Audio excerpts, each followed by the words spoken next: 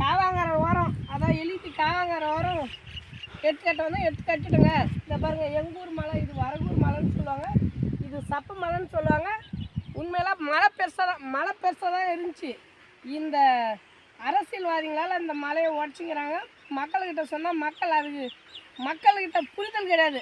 நம்ம மலையை பார்த்துட்டோம், நம்ம அடுத்த தலைமுறை மலையை பார்க்கணும்டா அப்படின்னு சொன்னால் யாரும் ஏற்றுக்க மாட்டாங்க. சேடங்காலில் சங்கு ஊதுற மாதிரி இதுன்னா இது எனக்கு மட்டும் நான் அந்த மலையை காப்பாற்றி எனக்கு மட்டும் எடுத்து போகிற மாதிரி நினச்சிக்கிறாங்க.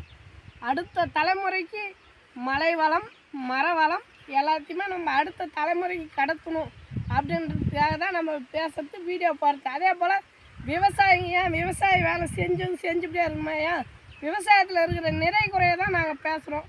ஆனால் விவசாயிங்களாம் இது போல் வீடியோ போட மாட்டேன்னு சில பேர் சொல்கிறாங்க. அது அவங்களுடைய ஐயப்பாடாக இருக்கலாம். நாங்கள் என்றைக்கும் கஷ்டப்பட்டு தாங்க வீடியோ போடுறோம். நாங்கள் யாரும் அடுத்தவங்க கஷ்டத்துக்கு போடல.